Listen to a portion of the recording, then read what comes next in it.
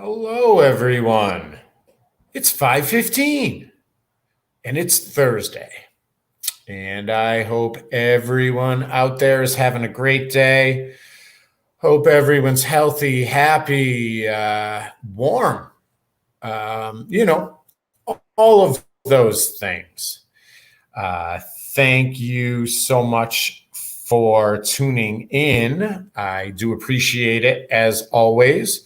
Um, those of you that are watching live, those of you that are watching the recorded after the fact, hey, I appreciate all you guys.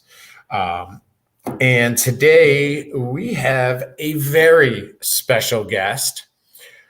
His name is Marc Gold, and he is coming to us from the 100 Friends Project, which he's going to tell us quite a bit about, certainly more than we already know. And I think you guys are going to like this. It's pretty incredible stuff. So let's bring him on.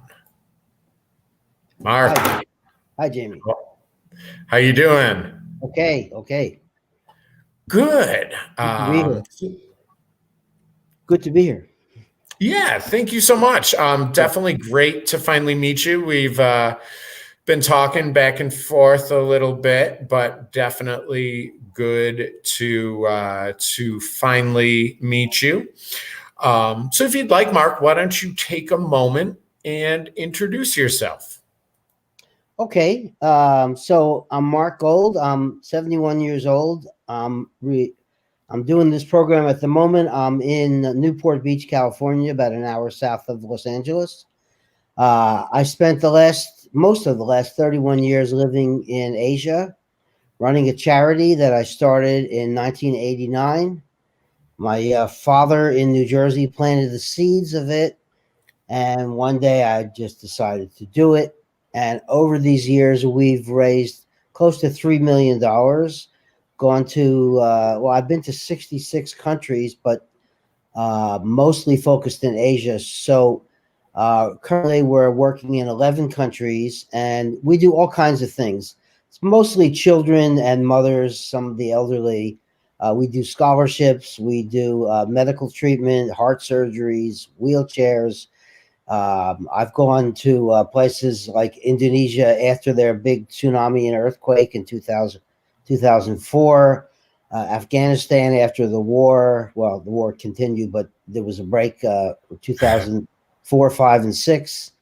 And I go traveling and I look for somebody local who's honest, speaks English and the local language, who's smart, experienced, clever. And then they take me to where, somebody's roof fell in, or somebody needs food for the winter, or a kid needs shoes for school, whatever the need is. And then I find local people that I call my ambassadors. And when I'm not there, I can trust them, and they say, "Here's a family. Here's the picture. Here's the profile, and here's what they need." And then either I come and we supply it, but it's all practical. There's no religious part to it. We've helped Muslims, Hindus, Buddhists, Christians, atheists. Doesn't matter. It's just that a person needs the need, and a lot of times there are people who live in on $500,000, $2,000 a year. And so, for example, right near with COVID, none of the people in my countries, or very few, have had the disease, but the economic impact with these countries where their economies collapsed. And let's say, like, we're helping one guy in the Philippines now. He sells coconuts on the street. He probably makes $4 a day, but somehow he can buy rice and whatever else he needs to feed his family. But now there's a lockdown and people aren't buying coconuts. And what is he going to do? And there's millions of people like this all over the world, including the United States. But I have my contacts there, and the dollar just goes way further. You can really help change someone's life. I actually helped change a woman's life for $1, saved her life. Back in 1989. This was in Tibet, and she had a terrible infection in her ear, actually.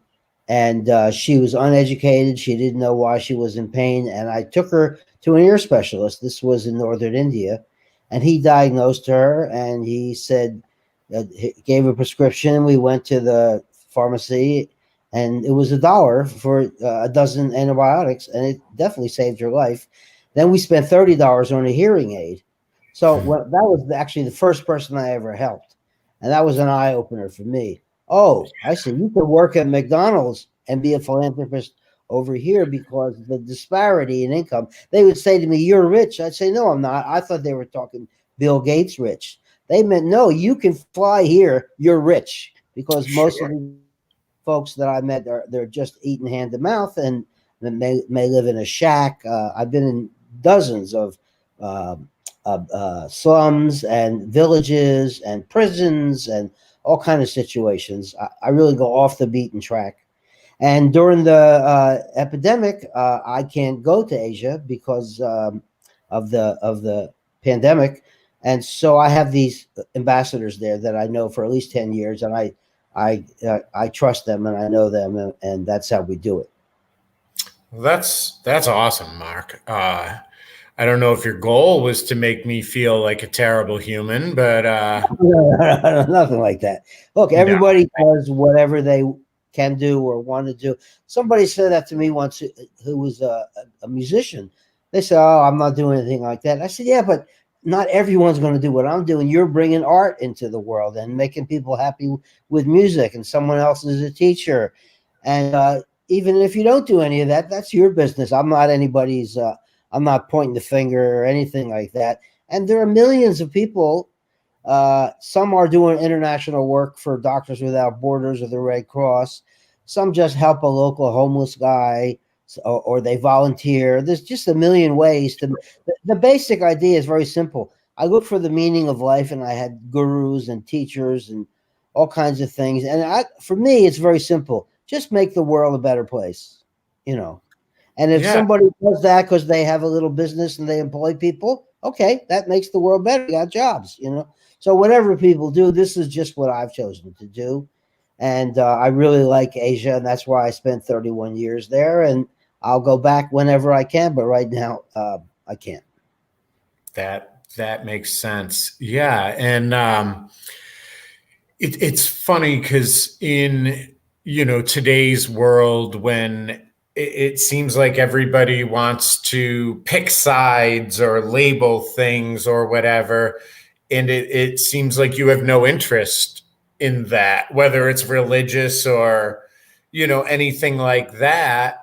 The higher calling, the God of gods, or whatever we want to call it, that whatever supreme being there is out there, I can assure you probably doesn't give a shit what you call your religion. Right, right, um right. it, I you know remember. Yeah, I met. Sorry for interrupting. I met nope, a. I don't. I went to Pakistan 2006. They had a terrible earthquake before, and I remember I met this farmer. And of course, India and Pakistan are famous for they've had wars and rivalry. And I Mhm. said, "Well, I said, what do you think about the tension between India and Pakistan?" And he picked up a piece of bread they call chapati. He said, "I'm not thinking about that. I'm thinking about my next chapati." So it's at that level. Um, uh, Yeah. and I met when I remember when Obama was elected. I was at a monastery in Nepal, and I got all excited, and I said, "We got a new president." And they said, "Oh, what happened to Clinton?" This was 10 years after. They just didn't know. Sure. So it gives you a perspective. You know, Well, if you showed them a picture of Obama, they might have lost it. They right, A black right. guy? I did show them a picture, and they looked at me puzzled, and they say, "Is it good for Nepal?" Everyone's Absolutely. got their own angle. Yeah, absolutely. Nepal, you're the 51st state. Congratulations. Yeah. So yeah, let's go back to the beginning. That's incredible, Mark. Congratulations. I don't know if I should thank you, but hey, thank you. Sure. Because you I know. love it. I'm having a great time doing this work. Great time. I got friends all over the world. I met my wife along the way. I've been to amazing places. I've had adventures. It's really everything I hoped it would be. In fact, it worked out way better than I even imagined it would. Because to just start something like this and raise money and make a living, it's not easy. But I Right. found a way to do it. Yeah, I mean, a lot of times with me, somewhere between the planning phase and the execution phase, there's like a breakdown. But it seems like you really, although, like my friend Bob says, it's like running a red light. There's no sense looking behind you. Once you land in Asia, that's probably not the time to reevaluate your game plan, right? No, just one thing led to another. It's like a cat following a string. So, but this was the great idea of my whole life, and I'm the dog that wouldn't let go of the bone. I knew there was more and more, and it's never ending. What I discover every day, you find something new. That's So, awesome. yeah, That yeah. is awesome, Mark. So yeah, let's go back to the beginning. So you're in grade school or high school, and what led you to this calling, which really is what it is. Well, I was in summer vacation between kindergarten and first grade, and I got bored after a week. And my father said to me, "You want to travel around the world?" I said, "Yeah." He said, "Wait here." And he went in his office and he brought back a dozen National Geographics. And in those days, for a nickel, you could buy a candy bar. Mm-hmm. So he said, "Look through the magazine. And when you've looked through each magazine, you tell me what pictures you saw. And I could read the captions. And I got 5 cents for each. So I started calculating, for 20, I get $1. Shit, I'm gonna have diabetes by next week. Right, right. So I come back and I said I read about the Congo, I read about Brazil, I read about Chicago, I read about Alaska. And then he would give me the money, and I got really interested in this. And then I used to go. There was a local Indian restaurant there, and I would pepper the guys working there with questions about India. And then when I could see a movie at school or read a book, and I just got this. When I was in ninth grade, I read a book, How to Travel for Free Around the World, working on a steamer. You know, Okay. and uh, and then when I was in my late teens, I started going to Europe. I went to North Africa, and my hunger got even more. But it wasn't until I was in my late 30s that I finally went to Asia, and I started traveling around, and I met this. I met people who were really poor, and I could really help them, like this woman with the hearing aid, and $1 Yeah. saved her life. And then Yeah. I went to Calcutta, and I wanted to, in order to deal with my own fear of death, I decided to confront it, and I volunteered with Mother Teresa's Home for the Dying in Calcutta, and I spent a few weeks there. And I mean, one guy died in my arms. His throat was dry, and he couldn't swallow, and I was giving him ice chips, and he died just as I was holding him. So this is a profound experience. Yeah. And so I met Mother Teresa, and she's very small. I'm 5'4". She was like 4'8", and Oh wow. What wrinkled old. how old was she when you met her? Like She oh 800? she no, she was about 83, and she died a few years later. Okay. And she said to me, "Why have you come to India?" And I said, "Well, I heard about the poverty here, and I want to help, but there's millions of people. I can't help millions of people." And she looked at me like this, and she said, "Do you know how to swim?" Which I thought was an odd question. I said, "Yeah, I can Uh-huh. swim." She said, "Well, imagine you're on the beach at night. There's no phones, there's no electricity, but you see a boat out there a few hundred yards off the coast, and there's 100 people on the boat, and the boat is sinking. What will you do?" Yeah, that's the place where I volunteered. And I said, "Well, I can't save 100 people." She said, "That's not my question." I said, "I'm not a great swimmer. Maybe I can save one or two." And she looked at me and she said, "Start swimming." She said, real stern. And she walked away. I never saw her again. And I took the meaning of that to be, it doesn't matter if you can save a million people. If you can save one, what's that one person going to save? Thank you. you know. So that's been my philosophy. I do what I can do, and as it turns out, I've been able to help thousands of people with, And all over Asia with I scholarships and all kinds of things like that. I have an English degree, so I can make something out of anything. But it would also seem to me that maybe Mama T was saying, "Do something." Right. You know, That was all. don't Yeah. don't tell me what you can't do. Don't tell me what you can do. Do something. Right. Right. Right. And in fact, when I first started this project, a lot of people told me, "Oh, you're never going to be able to do that. Who's going to give you money to go on the other side of the world?" And a good friend of mine said, "Look, if you go once and you help 10 people and you never do it again, that's partial success. You don't have to have the moon or nothing." So that's always been my philosophy. Now, there you see, they had women on one side, men on the other. And these people, they would be, sometimes they found them on the street.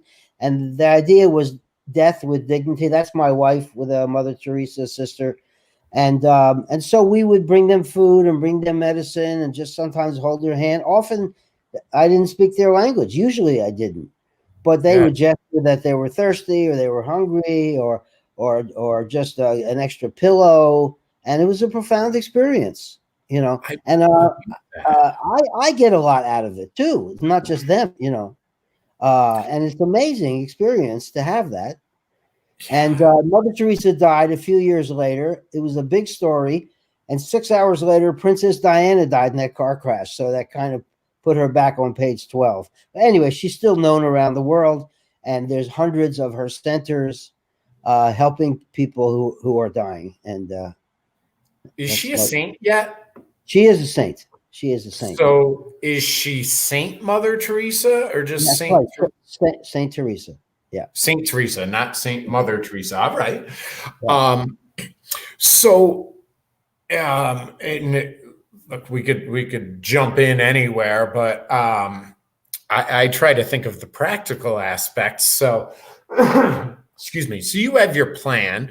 So you get off the plane and you do what? You don't know anybody, right? Okay. Okay. I'll give you an example. I went to a place called Ladakh. Ladakh is in the Himalayas. I always wanted to go there. I know there's some poverty there. They're mostly Tibetan type people there. And I Mhm. did get off the plane. I didn't know anyone. I had one of those Lonely Planet books, and I went and stayed at a place. And it took me about a week, and I finally found this is me back in 1992. Now I'm an old bastard. This is a school in Afghanistan. They had no school, so they put up a tent. That's a school And for that was girls. the school. That was the school, and I ended up getting them actually money to make a small structure that could protect them better from the heat and the cold, and a bunch of school books. And the teacher wasn't getting any money. We paid him some money just so he could live. Uh-huh. But anyway, so after about a week and a half, I found a guy who's actually a travel agent, and he spoke very good English. Somebody had recommended him as a great guy, and indeed, I went with his one of his staff way into a remote part of the Himalayas to a village where they had never seen a foreigner, and we had a bunch of medicine with us, like antibiotics and bandages and things for babies and stuff. And so I had to have a translator with me, which I did have, and Mhm. uh, and we handed out blanket and medicine and school books, which we had brought in the van. And so that's how that worked. And I still know that guy. And once a year, he'll send me a list. He said, "I'm going out to the villages in a month. Here's some families. They're living on, $500, $1,000 a year, and they really need a solar panel, or they really need some warm clothing, or they really need money to take the handicapped boy to the town to get some medical treatment." It all depends, but the key word is practical. That's my central word. Practical makes me happy. Shoes, scholarships, medicine, whatever is food, transportation, whatever's needed. And I'm sure I've been ripped off occasionally or partially, but I'm getting better and better as the years go by to make sure that the money really goes directly to the person who needs it. So that's kind of the basic principle of how it works. And I always tell people you have to pay me back, and they get worried because they don't have any money. I say, no, here's how you're going to pay me back. The next time you have a little extra rice, go to that grandma down the lane and give her some. And that's how you're going to, and they all like that idea. And they say, oh, that's Islam, or that's Christianity, or that's Buddhism, or that's how we do it here in Afghanistan or whatever. And so that way you multiply the effect. Another way is I've met a number of young people who wanted to do their own project, and I give them their first 100 or $200, and I train them and I show them how it's done, and off they go. So there's been about a dozen people started their own projects. That's awesome. Yeah, then that's what I was going to ask you. How many? I mean, what would you call yourself? I mean, you're not a missionary, right? I call myself, to keep it simple, a social worker. A social worker. Yeah, that's fine. That works. Yeah. Humanitarian, it's a little highfalutin, But anyway, it's really social work. It's using resources. The principle is the same as a social worker here helping someone get food stamps, except I'm raising the money myself, and I report back to my donors. You see my website there. Mm-hmm. And so when people donate, usually it's for the general fund. And then once a year, I send a newsletter or a video or something like that.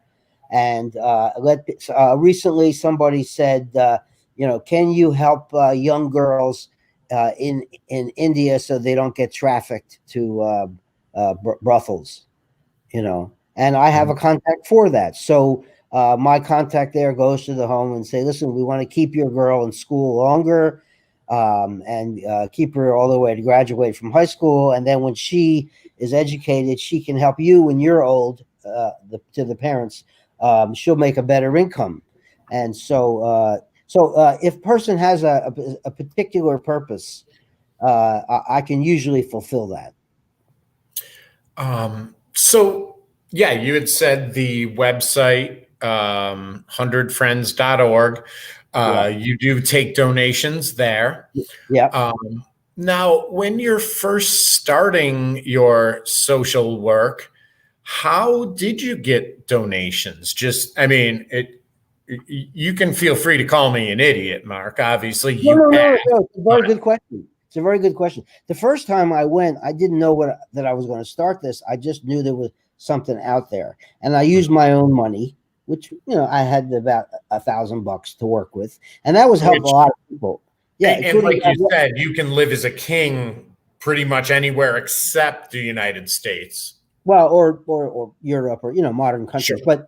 But that woman, there's a woman, I saved her life for a $1 antibiotic, and $30 got her a hearing aid. So that's a hell of a lot for $31. Yeah, that's a good return. But when I came back from India, first time I went was 1989. I sat there and I actually had a dream, which I'll tell you, it's a funny dream. It's a Beatles dream. I'm in Macy's, the elevator's empty, and in walk the Beatles. And John's got the letter 100 written on his head. And Ringo sticks his tongue out. There's the number 100 on his tongue. And Paul's singing a song with the words 100 in it. What's all this? And then the doors open. It's Christmas. And everybody's got T-shirts and headbands says 100. And that's the dream. So what the hell is that? And I'm thinking about this dream. And I'm sitting and I look at my Rolodex. And I wonder, do I have 100 friends? And I went through it, and there was my cousins and my neighbors and that guy I met in L.A., and there's my barber's phone number. And so I wrote up a list of these 100 names, and this is in days of typewriter. I wrote on my typewriter, I wrote a letter. I felt kind of bad. I'm hitting up my friends for money. My friend said, it's not for you to go to Vegas. It's for these people who have no voice here. So I said, I went to India. I helped some people, Mother Teresa, this, that, and the other. If you want to give me $1 or more. And to my amazement, $2,200 came in. Well, that's 60,000 rupees. It's like $60,000 in India. Because in the beginning, I just went to India. And I went back to India, and I was able to do a lot more. And then each year, it's gone up. And now we're up to almost $3 million because I had a couple of lucky breaks. Like in 2010, You I won the was lottery? no, oh well, close. I was in Parade Okay. magazine, and Oh, okay. Parade magazine. It's in the 600 Sunday papers, and Hmm. it's actually the most widely read magazine in America. Most people don't know that because it's given away as part of the Sunday paper and Sure. it's on the web and all. Anyway, $250,000 came in over the next 5 years because it came out right before Christmas and it goes to millions of people, and it was a big break. And there's still names on my mailing list. Now there's a couple thousand friends, many of whom give $10 or $50 a year. But if enough people give you a penny, you're rich, right? You know. Yeah, yeah. So I have a budget of about $150,000 a year. I have a board of directors. We're registered with the IRS in the state of California, so we have to make everything public.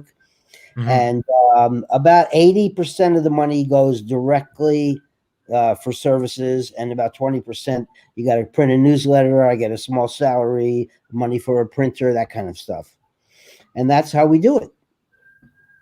So you must have been a pretty nice guy, or at least an honest guy growing up. You know that you can ask for donations and people make them. And the reason I point this out was this was before the days of cell phone cameras or social media. Or You know, computer, right? yeah, So it's not like someone can log into their Facebook group and say, "Oh yeah, there's Mark. Holy shit, there's Mark and Mother Teresa." right. Um, So before digital, mhm. I sent 100 letters.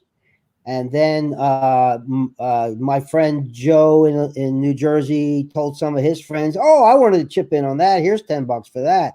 And word of mouth. And then I gave talks to college students, Kiwanis Club. I was on the radio a few times. So even before the internet, there was ways to raise, and slowly it grew. Of course, the internet turbocharged it because you can reach a lot Yeah. more people. But that just kind of, first year I raised 2,000, next year I raised 3,400, next year I raised 6,000. It kind of grew gradually. I spoke in front of kids. 20% of my donors are children from their schools where the kids have a car wash or that kind of stuff. And then I come back and I tell the kids, here's what your money did, you know. So That's great. And yeah, that yeah, was the point that I was trying to make was that, you know, 30 years ago, someone makes a donation and again, $5, $10, they're not going to lose sleep over it, hopefully. But, you know, that money's gone and you know, they trust that you're doing good with it, but they don't really get to see it in action. that's my trademark thing is direct contact. Whether I'm in the field and I directly contact these people that you see in these pictures, or with the donors, I let them know here's what happened with your money. And I I can't call thousands of people, but I call a few every day. Yeah. Even from Tibet, I call people because you can nowadays, and I let them know what's going on. By the way, as you go through these pictures, I can explain what's going on. There's a story with every picture. Okay. Here, we'll go with this one because I had just turned the slideshow on. So, Okay, okay. So this is that guy, did you teach them the peace sign, Mark? no, they just know that all around the world. Okay. So these are Cambodian children. And what happened was I read about a garbage dump. I've been to a bunch of garbage dumps, and people go there who are really poor, and they pick through it looking for things that they can sell to a recycling broker. It might be plastic, it might be metal, it might be wire, and so from this um, plastic from this garbage dump. I met some social workers there in Phnom Penh, Cambodia, and with one of them, we started a kindergarten. It's now 5 years old, and these kids are all from a slum. There is no kindergarten, and they learn English and they learn arithmetic and they learn to read and write in their native language, which is called Khmer. And they take them on class trips, and it's a Head Start program for these particular kids. And then we go in the village, and the kids come with us, and we help the grandmas with rice or fix the roof or medical, that kind of stuff. So it gets into the kids' minds. You too can help your other people in your community. Yeah, So that's that's what great. and the kids get a nutritious meal because often they just get just maybe rice, and we make sure they get fruits and veggies and healthy stuff. And then we teach the mothers what the kids need for nutrition. And then when they're older, my friend has another program where they're second to seventh grade. It's an after school program. And they're improved because learning English. I remember one guy I helped who went on to get a master's degree in Boston. And I said to the guy, "What changed your life more than anything?" He said, "That's easy, learning English.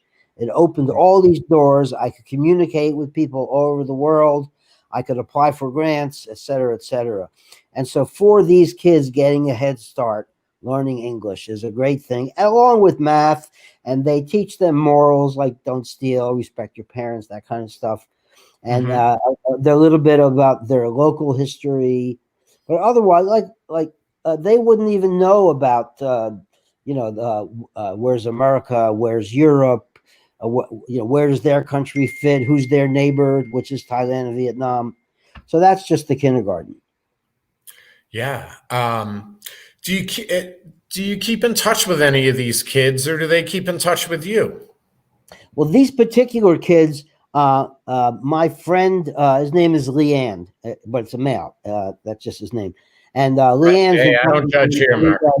Yeah, and Leanne sends us pictures, tells us stories. I've gone there and met the kids, but they're little kids, you know. So some kids, like I have a big program in Hanoi, Vietnam, and these are kids out in the rural areas, very, very poor. And once a year, the kids are getting what we call rice scholarships, which means they get rice, which is the central food, and they get scholarships. It might be for a bicycle to get to school. It might be for school books. On teacher day, they give a little money to the teacher who makes $50 a month. And so these kids once a year they write me a letter, and the letter's in Vietnamese, and somebody from my contacts over there translates it to English. But I've gone back and I've met. There's a group of kids I know in India. I met them when they were little boys. They're all orphans. Now they're men and they're working, men and women. And I know a lot of them, and they remember me from them and stuff like that. Sure. Now this You're the only white guy they've ever met in their life. I imagine they well, remember you. not, actually no, but they haven't met many. Let's put it that way. And Sure. then And this picture. Oh, sorry, I interrupted no, you. I was just going to say you probably tower over them as well at 5'4". Oh, when I first got I'm used to being the little guy. In kindergarten, I was first in line because I was smallest. And the first time I went to Asia, I remember to Indonesia, and I was standing in the airport. What's different here? Oh, I'm an average sized man. I could dunk here. That's funny. So that was really funny. So now this picture is in Nepal. And the thread thing on my head, they put the little dot on your head in Yep. India. Well, it's some made out of some dye. It comes off. It shows that we like you. You're in. It's a Hindu thing. And so this is a place I had to walk 5 days to get to the school, which I was into because it's gorgeous up there. And I had guides with me, and we would stop. They brought food, and we slept sometimes in barns. It was just a great experience. And so these kids had seen very few, if no, foreigners. And it's a Mhm. very remote area, and the whole village came out to see us. And we had money that we could buy them really good school books and some money for vaccinations and money for shoes and warm sweaters, that kind of stuff. And then the kids sang songs for us and did dances for us, took us to their classrooms. Great experience. Yeah. So, you've mentioned quite a few, countries or regions. And look, we're talking a 30-year period. So a lot of these places that you visited are war-torn countries. Um, I swear I'm not teeing this up for you, but I can't think of a better way to ask the question. Were you ever in danger? I mean, in Yeah. terms of warfare, and I imagine you were. Well, okay. The biggest danger was easily traffic because Oh, people drive kind of crazy there. So So you really have to be very careful crossing the street. And you're in a little rickshaw, and instead of steel around you like in a car here, it's canvas. Hmm. So you get hit by something, you don't have any protection. So that was the biggest danger.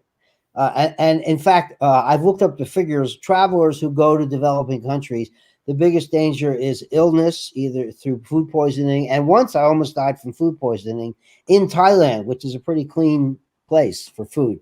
But I Mhm. did get food poisoning there. I was hospitalized. And I was never in a car accident. But as far as war goes, I mean, I went 3 times to Afghanistan. And once they took me on the outskirts of town, and there was the bombed out remnants of the palace when they had a king.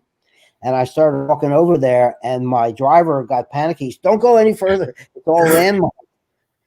Yeah. Don't walk there. Oh, got it. I got it. I got it. So I had people to warn me, about the dangers. But when I got to Afghanistan, the war was over as far as where I was. So there wasn't any danger. And after I went there 3 times, it started to deteriorate. And my Afghan friend said, "You're American and Jewish, so you got a target on your front and your back. Don't come back until things are way better." And I haven't. But India is not at war. Cambodia is not at war. Thailand is not at war. Philippines. So most of these places are not at war.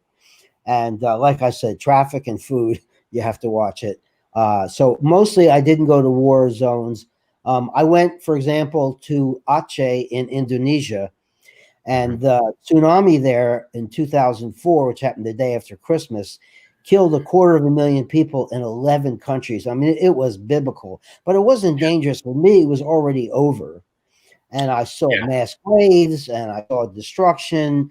And I'll never forget, I saw an area the size of 4 city blocks. It was completely leveled. And there was one guy with some wood and some bricks, and he was building. And I said, "You're rebuilding?" And he spoke English, and he said, "I got to start somewhere someday. Why not today?" And I actually gave him money for supplies for construction. And so that's how it happened. Wow. Yeah, I remember when that happened. I happened to be at a girlfriend's house, and it was the day after Christmas, and I'm still sleeping or whatever. And I heard her say, "Yeah, there was a tsunami. 100,000 people are dead." And I'm just like, half asleep. I'm like, "No, there's not. 10,000, maybe, 100. Get out of here." And, Yeah, well, as it this turns out, earthquake there were. was 9.1, the third largest in recorded history. And I interviewed people there through my translator. They didn't, tsunami is a Japanese word. They didn't Mhm. even know what it was in their language. So they call it tsunami. And I said, "What did you see?" They said, "We were standing on the beach. There was a breakfast before going to the mosque for a wedding. And there were 75 people in the family. 3 survived. This is the daughter, her cousin, and the nephew. Everyone else, parents, brothers, sisters, washed away. And we saw something in the distance out in the ocean, and it was dark. And they said, "What is that?" And there's pictures of this on my website. And they said, "It looks like an island that's moving toward us. How could that be?" Well, this was a 100-foot wall of water traveling at the speed of a jet airplane, which is 600 miles an hour. So Yeah. you can imagine the destruction. And they fled for their lives, and most of them died. She was washed up on a hill and on a coconut tree, and that's how she survived. So that gives you some idea. Yeah, I mean, I've seen some videos, of cars floating down the street. I mean, yeah, that must have been wild. Because I mean, 600 miles an hour is pretty damn close to the speed of sound, which would have Yeah, been even more wacky. Is that you don't hear anything right, right. until all of a Not only sudden. that, the shoreline totally recedes, so you see rocks and fish flopping, and people went Oh, out. because "Wow, it goes back, right? there's that." But I mean, that happened also in Thailand. It recedes apparently to the horizon, No and shit. this British family was vacationing. And they started walking out, and the little girl had an earth science class, And she told her parents, no, run, run, it's going to come back. And they ran for their lives and barely escaped with their lives. So that's the kind of thing that is fairly rare at that level, but it does happen. Now, this picture here, this is my sister who came with me to Cambodia. And these were all kids who used to live in a garbage dump, and we got them in a group home. And you can see they're doing quite well there, and they're going to school, and they get a meal, and they take class trips and that kind of stuff. That's I love the kids, by the way, in all these countries. Yeah. It seems to me that, obviously there was a language barrier for you, but it almost seems like with kids that matters a lot less. Even with adults, you'd be surprised what gestures and all of that can do. I had a book with me, so if I wanted to, like a book of pictures before the internet. So if I wanted to say food, I could take a picture of some food and show them. Or if I wanted to say America, I could show a picture of Disneyland or something, But with kids, of course, it matters less. And a lot of people there do know some English words. Yeah. Plus, I usually had a translator anyway. But even the times that there was zero language in common, you'd be surprised with gestures and pantomime. If I was hungry, I'd go like that. Yeah, yeah. So, have you picked up any languages, or just some colloquialisms? I can say "Where's the toilet" in 25 languages, or help, or the words "where is," sure, that kind of thing. Hello, goodbye, thank you, how much, basic phrases. But my daughter's very talented in languages. I'm not. So I learned what I can get by on. But it depends on the country. In English, a lot of English is in India. An awful lot of English is spoken because the British were there 150 years. Sure. In Philippines, most people speak English. In Thailand, only maybe 5% speak English. But I lived in Thailand for several years. I really had no problem, And now you use Google Translate. So I was in Tibet, and I just got my Google Translate, and I spoke into it, and it translated into Tibetan. Where can I buy some noodles? And I say it comes out in Tibetan, and they say over there, over there. They point, Right. So it's much easier now. When I went to Europe, I had that issue. Me and my buddy, we're damn close to pissing our pants. So we're like, there's a bar, restaurant, whatever here. So we find the bartender, and we're just, we're pointing. I got to whiz. I got to go pee. Yeah. None of that worked. I have actually, there's two restaurants in the vicinity, like ethnic restaurants, that I love. There's a Chinese restaurant, and there's also a store where they speak Arabic. So I learned how to say thank you in Arabic and Chinese. That's probably all I'm going to learn, but it's not a bad one to know, right? Sheshe. Shishi, yeah. Shukriya. Yes. Shukran. Shukran, yeah. Right. Country, yeah. I fell into that, rabbit hole where it's like, if you're speaking to a group of men, it's this. If you are speaking to a group of men and women, it's this. If you're speaking with just a woman, don't. Right. So it depends where. Yeah. Yeah. So you'd mentioned that you visited some jails. I've been about 20 jails. Yeah. As a visitor? Yeah. Always as a visitor. I'll tell you about one. I went. I was helping a program in Kathmandu, Nepal, and it was called Nepal Bridge. And this was a program for women who had been in prison, and when they get out, it's a shame that they've been in prison, even if they were there innocently. And so they had a halfway house, and they had a job training, and I sponsored a few women. One woman, her husband beat her every day, and then one day he kicked the baby in the head, and she flipped, and she took a fork, and it ended up in his jugular, and he was dead. So she got 30 years. And Hmm. after 4 years, the king had an amnesty, and she got out.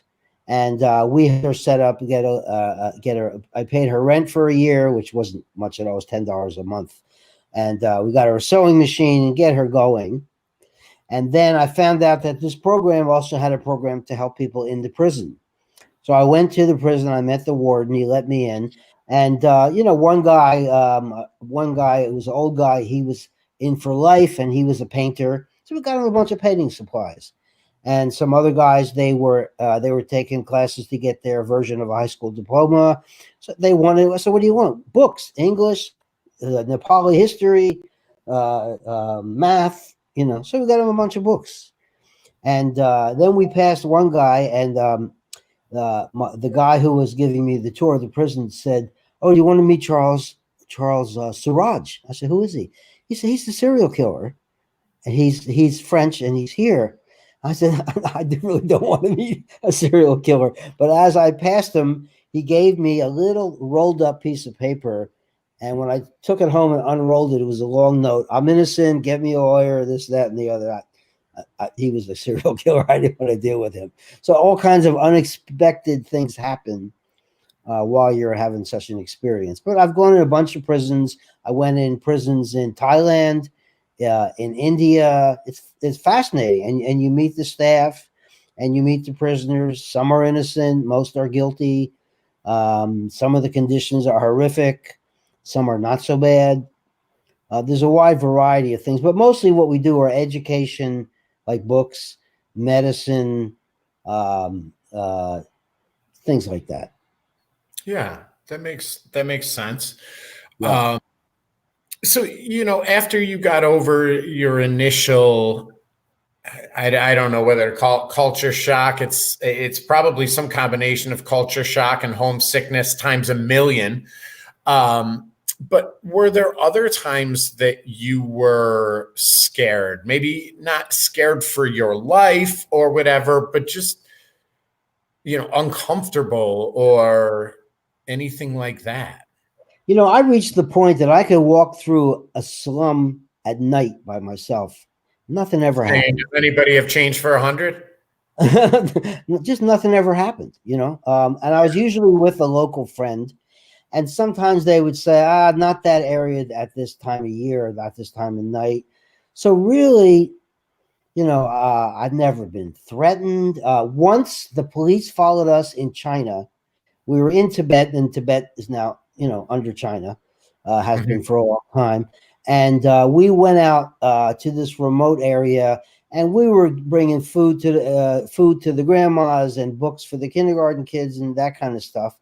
And at the end of that day, my Tibetan friend, he knew the cops, and he went Sure. to the police station, and he said, "Listen, I know you've been following us. That's fine, but here's my friend's passport. Here's why he's here. Here's what we're doing. Here's the picture." And the police captain said, "All that's fine, but there's one thing that's really weird. Why would he come halfway across the world to help people he doesn't even know?" That was his question. Because in China, you help your clan, your family, your area. But that's kind of, so my friend just said Americans are a little weird, and left it at Mhm. that. So, but Yeah. really, it's the crime, and it's also a taboo against a foreigner who's visiting their country. It's kind of an honored place. And if you did something to a foreigner, you might get in really big trouble because they want to Yeah. kill you. I was going to say, without knowing the language, there might even be like a universal sign language that says "Don't touch the American Jew." No, it's more like don't touch the foreigner, or they're curious about the foreigner, or they're friendly to the foreigner. Sure. And I'm, like I said, I'm usually with my local guys or gals who are showing me around, because I don't know where to go. Right. It's the Of same course.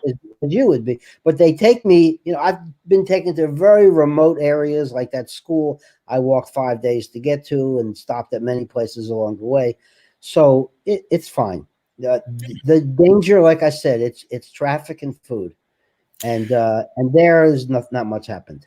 And I mean, there's probably also a little bit of, the ignorance is bliss aspect. You don't speak the language, you don't know where the hell you are. Yeah, but So, there's also experience. I remember getting into a taxi once at night, and I could smell the guy was dead drunk, and I left the taxi. He said, "Where are you going?" I said, "I'm walking," but I just went looking for a driver who wasn't drunk. So yeah. you learn stuff, or you get an intuition. Better not go down the street, which may or So may when did not you be right, stop being fun, Mark?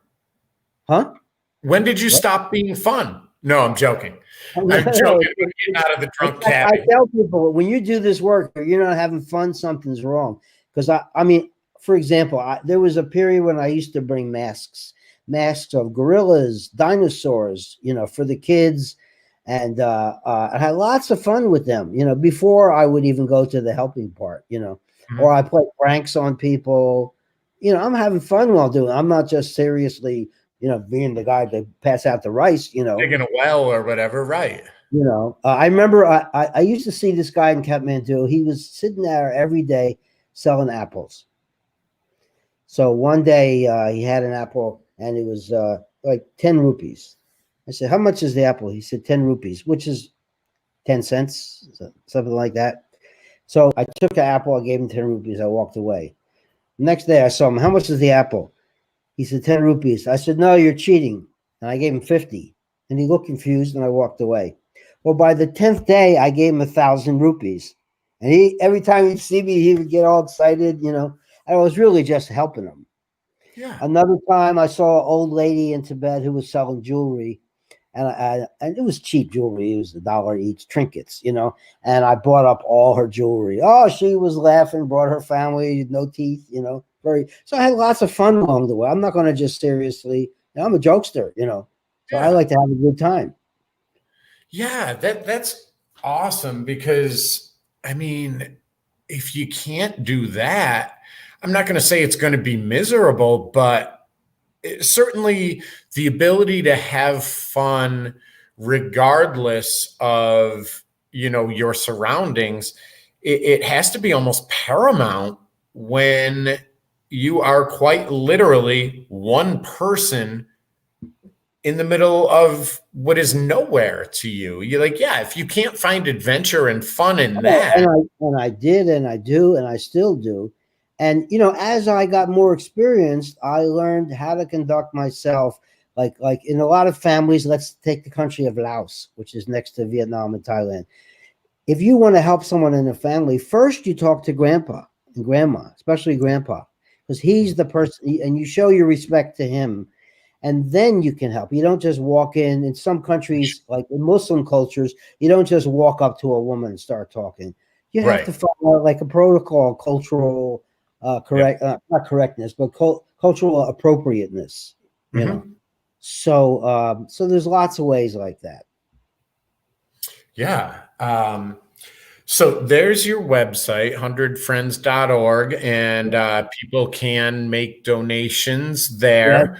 deductible, we send a letter, so they have it for the tax purposes, that kind of thing. and, Perfect. and we talk in front of schools and groups, all that we do. So there is still work ongoing, Oh, right? very much so. And during the pandemic, when I can't go to Asia because I'm in America, I have these dozen people in a dozen countries. So, like my guy in Tibet, his name is Namka. Next month, he's going out to a village, and there's an elderly couple who needs food for the winter. It's $100. Okay, and For the there's a winter. kid whose parents died in a car crash, and he lives with grandma. He needs a bicycle and some food for the winter and some school supplies. And so I just send him the money, Western Union or some other ways. And I know Namka 10 years. He's like my nephew. I love the guy. And he Hmm. wouldn't, all he wants is money for gas, to get out there. And then he sends me photos and videos. And I on my website there's a link to a blog, and every time there's a new activity, it's all there described. So all kinds of things that go on like that, and so it's all practical stuff. and I invite people to donate to be a part of it. And then if they want to hear more, sometimes I've had people wanting to write to someone, and with the internet now, even in poor countries, people have cell phones and they have ways of their own WhatsApp or Messenger or something like that.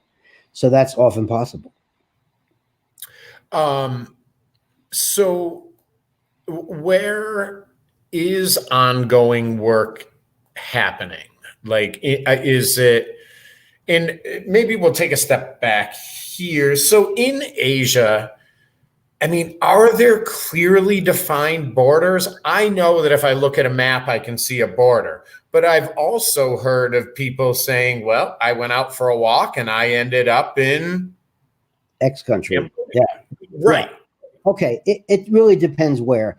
If you take a place like Singapore that's highly developed, technological, they got everything there. They have a very clear border. There's border guards. You need a passport, etc. You need a visa, etc. On the other hand, there are parts. I've been to the border between Burma and India, and there's very few border restrictions, and people go back and forth. For shopping or for medical, or for whatever. It's really more that as they go deeper into India, it becomes more Indian and less Burmese, or vice versa. So, but for me as a foreigner, I have to go through the. I went by car from Afghanistan to Pakistan, and a lot of people were just walking across the border. But I'm a foreigner; I don't want to get in trouble, so I had to go to the border place. They looked at my passport, they checked on their computer that I wasn't wanted or whatever, and then they stamped my passport, and I have a 30-day visa to go to Pakistan. So it depends. You see everything from the most advanced shopping mall, hospital, technological, you name it, all the way down to the most primitive. I met a guy, I was on a 3-week trekking in the back mountains of Nepal, and I met a guy, he had never seen a foreigner, he had never seen a computer. I gave him a t-shirt, and on the t-shirt was a picture of a computer. It just happened to be that t-shirt that I had. And he said, "What's that?" And my translator said, "A computer." And he said, "What is that?" And he said, "Well, it's a machine that thinks." And he got like a bicycle. I mean, it was just from a different world. It was quite fun, actually. Yeah, and it's that's a great point. That how do you, and this is more rhetorical, I guess, but how do you tell someone about an object that you're talking about when they don't even have those intermediary pieces? Right. You're talking about a computer, and a garage door opener would probably rock their world. So right. Once I saw a group of boy monks in the mountains of India. They were Tibetan monks, and they were all standing around looking at what I thought was a Game Boy. Remember those? Oh yeah. Yeah, a little video game thing. Yep. And they were gesticulating and arguing. And I this is about late 90s. And I went to see, and it was just a calculator. So one of them would go like 7 times 8, and they would all make a guess. And then he would do 7 times, and they were thrilled, So did you show them how to make it say boob? but I did bring out I had a laptop with me, and they were just blown away. Another time I was with a bunch of monks. This is in the 2000s, and they had phones, but there was no signal. And I asked them about it, and they said, wait for 5 o'clock. And they got out of their classes, and they took me about a 30-minute walk on top of a hill. And they said, here, there's a signal. And they were all tapping on their phones. It was quite funny. That was their Wi-Fi connection. And it was the world to them, I imagine, because they could contact their families either by text, or if it was good enough, by video. And they were thrilled by that. And I went to Mount Everest in 2010. I didn't climb Mount Everest, but I got to the base camp, which is 18,000 feet. Yeah. And there was Wi-Fi there because it was the Chinese side, and they had put a cell tower there. So I called a friend of mine, my old friend Larry. He said, "Hey, Marc, how are you? Where are you?" I said, "I'm at Mount Everest." "You're lying to me." He said, "Wait a minute. It's you. It could be." And he was such a good signal because he thought I was in California. Yeah, I'm really interested in Mount Everest and that whole thing.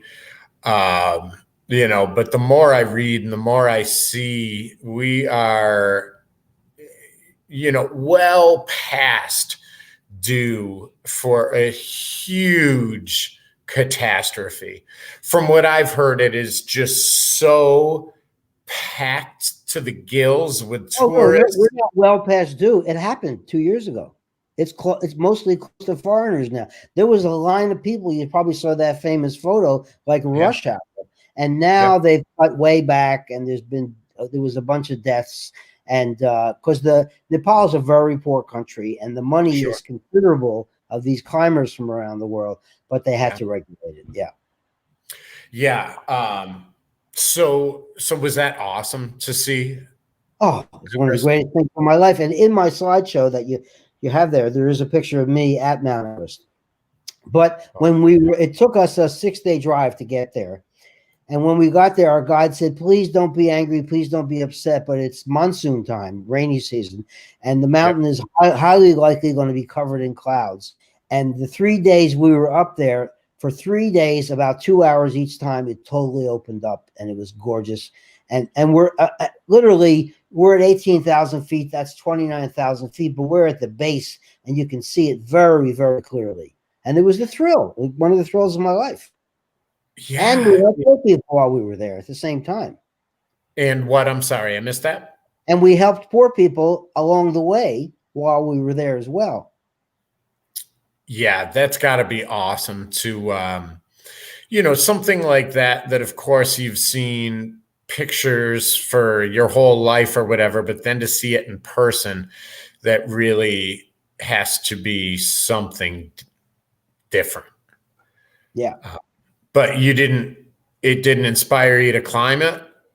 Well, first of all, it cost more money than I have. Second of all, when I went there, I'm 71. I was about 61. I was not in shape, and I'm not a mountain climber. I go Yeah. trekking, backpacking. That's fine, but mountain climbing is not my thing. I'm not in that league, nor do I need to be. Yeah. Yeah. No, yeah, it's something else for sure. But that is awesome. I am trying to scroll through these pictures. These pictures are fantastic. Well, I Um, took those 250 pictures out of over 40,000.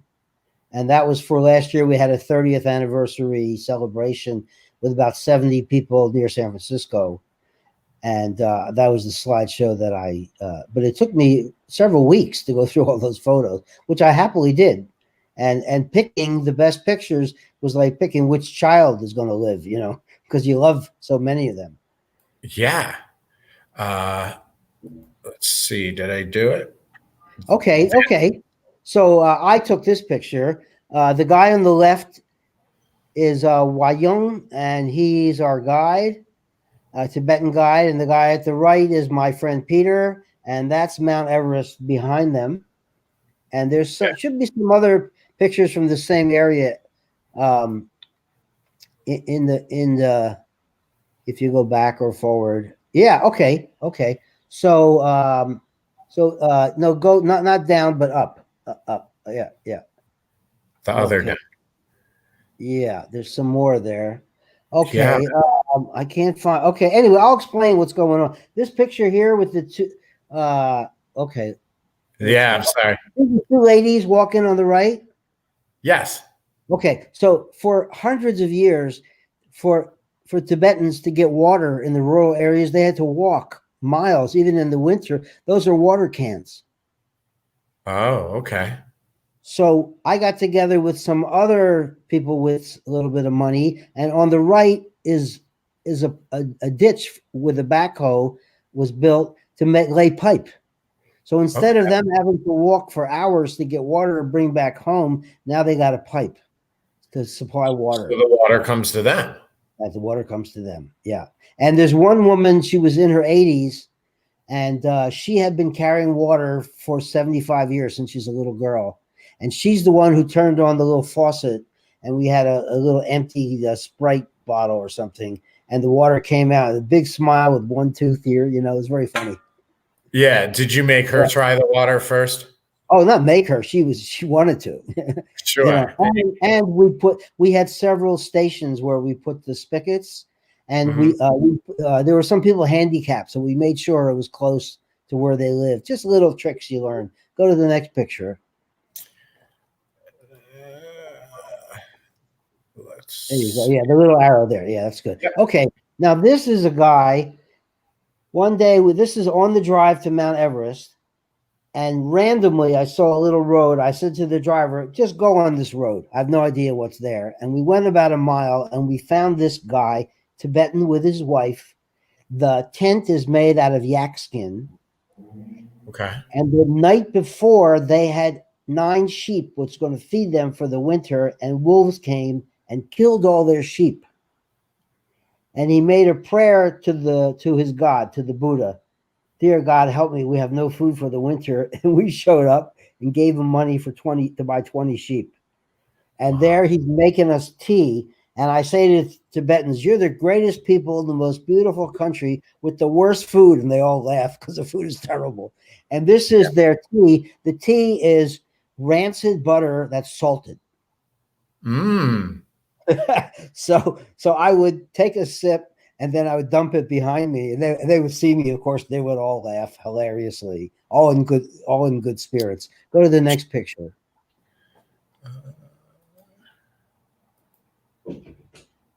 Okay, this is just him thanking us, and it's just that feeling of gratitude.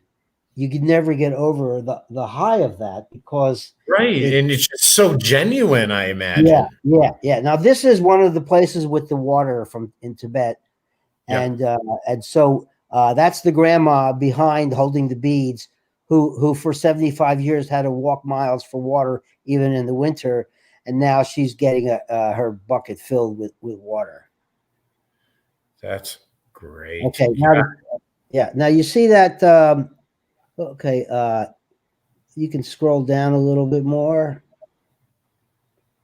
Okay, okay, so just you can pick any picture there, and I'll tell you the story behind it. You're making this up, aren't you, Mark? No, no, no, it all happened. So this is also in Tibet. This is a place we drove 5 days to get to, and these are kids out of school, and it's very cold there, and the classes are not heated. So we got several hundred little hats like you see they're wearing, passed them out, Hmm. and school supplies, and some kids needed blankets, so we got blankets, and then the kids put on a show for us, and then I put on a show with my masks. It was a great day, That's and awesome. yeah. That is so cool. So when are you going back, Mark? Or I'm things are thinking up in the air? 2022. I'm hoping it'll be safe again by then, because I'm in a risk group being my age. And so we'll have to And just your height. see. And we'll just have to see what happens. There's Mount Everest. Can you see it? There it is. Yeah. Okay, so my friend took this with his great camera. Go back, go to the left and back one photo. There's a better that's a great shot because you Yeah, see it is. the clouds cleared and there's beautiful sunlight on it. At the very upper part of the light on the mountain is called Hillary Step, where Yep. Sir Edmund Hillary. And that's the last part before you get to the top. So that's a pretty good view, and that's 29,500 some feet, Yeah. and the lower part is like 27,000. So Yeah. that's Mount Everest. Quite a thrill to be there. I bet. So you said 2022, so hopefully next year you'll be able to go back. I'm hoping. I just have to wait till it's safe. Right now, it's Yeah. like for example, Thailand is very difficult. You got to quarantine in a hotel for 2 weeks, and I'm just going to wait till it's just a lot safer. Yeah, I think that's a good idea. Well, Mark, I want to thank you very much for your time today. I'll also thank you for your time for the past 30 years. One more question. What was your first Grateful Dead show? My first Grateful Dead show would have been in Berkeley, because my friend was a deadhead and he turned me on to them, and he took me to. Okay, we went up into the Sierras near Lake Tahoe, and there was a big outside concert. It must have been 10,000 people there. There was all kind of deadheads, all kind of hippies, people on every kind of substance, and it just blew my mind. And I learned some of their most famous pieces, which I can't at the moment remember the name of. And Mhm. the warm-up act was great, and the wall of sound that they had, Yeah. and being out there under the stars, and it was pretty extraordinary experience. And then I learned about people who tape the tapers who tape the shows, and the people who travel them from show to show. And I ended up seeing about 8 shows in my lifetime, and I was grateful for everyone. Grateful, but I'm not dead for every Yes. one of them. That's And awesome. so I saw the Dead with Bob Dylan. That was quite something. And I once spent a week with Bob Dylan, but that's another story. Where was that? That was in Fire Island in Long Island, way back Okay. in the early '70s after his motorcycle accident. I just was staying in a timeshare with my sister, and he was there also. So Jacob Dylan was a little boy at the time, and I met Mhm. Sarah, his wife, and so that was quite something. Yeah. Well, I don't, Mark, and I will ask all my friends and whoever else is watching, maybe tonight when you say your prayers, let's say a little prayer for Mark that he maybe can get out and meet some people or see some things. Well, when there's not the virus, I've done many house parties where people invite their friends, serve a little food, and I do a slideshow. And it's in person, and people donate whatever they donate. But of course, it's you go to the website; it's all there, and my email is there. If somebody wants to talk to me on the phone, I'm happy to do that as well. What's your phone number? I'll put that up, Mark. I'm kidding. Sure. I'm not. No, no, Oh, okay. I'm outside. um, but I will put your email address up, and it's just markgold@gmail, right? Yep. Perfect. So yeah, Mark, after the show, after we get done, I will send you a link to archive.org. Okay. And basically it has every Grateful Dead show ever. Uh, Okay. the recordings, and there's soundboard recordings. So that should keep you busy until next year when you Okay. head back to Asia. Okay. Cool. All right. So, Mark, thank you so much for your time. This was Hey, I'm happy to do really it. I would do it again in the future sometime. good because I've got your email address, and there's a good Okay. chance that I will reach out to you because that was really interesting. And I do understand that we haven't even scratched the surface Yeah. Yeah. of your, 30 years there. Okay. So, Thank you uh, for doing this, Jamie. yeah, it was my pleasure. I truly appreciate it. Your website is 100friends.org.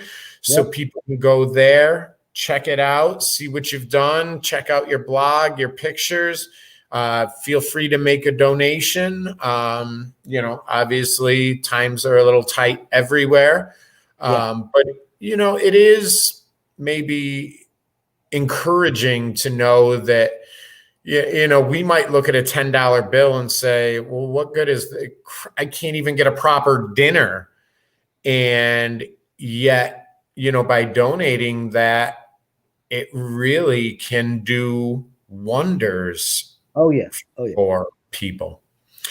So I would encourage anybody out there to, get in touch with Mark, help him out. I vetted him. We had our staff look at him. He is not taking the money and going on tour. He is actually going to Asia, and Well, even if I don't get there during the pandemic, I have people there. Yeah. perfect. Yeah. So what if somebody wants to go with you? Do you do anything like that? In rare occasions, I'll set it up and tell them where to go and give them contacts. But I'm mostly a lone wolf. Well, on the and road. that's probably better Yeah. because then you're not responsible I've for. done it. Sometimes I do it, but it's kind of complicated. Well, and they say he travels the fastest who travels alone. Right, right, right. Perfect. Mark, thank you so much. It Okay, was indeed a pleasure. Be well out there on the left coast, and okay. we will certainly be in touch. All right. All right. Take care. Bye bye. All right. Thanks, Mark. Okay. All right. That was Mark Gold from the 100 Friends organization, the 100 Friends Project. 100friends.org. You can go and check out what he's been doing, take a look at some pictures, some blogs, make a donation that is tax deductible. And from the sounds of it, really every little bit helps. And after talking to Mark, I believe that it's funny. We'll hear these Jimmy V week. Every little bit helps. I got $10. Keep it. Okay, but if you can afford to give a couple bucks, it sounds like a great place to lighten your load. So, thank you very much, everyone, for tuning in. I would encourage you to reach out to Mark to check out his website, shoot him an email. And definitely thank you very much for your time today. What the hell am I doing here? Mark Gold. There it is, markgold@gmail.com. So thank you so much for tuning in. I do truly appreciate it. Thanks once again to Mark, and we will see you all again very shortly. Stay safe out there. Stay warm. I don't know. Fucking be happy, if nothing else.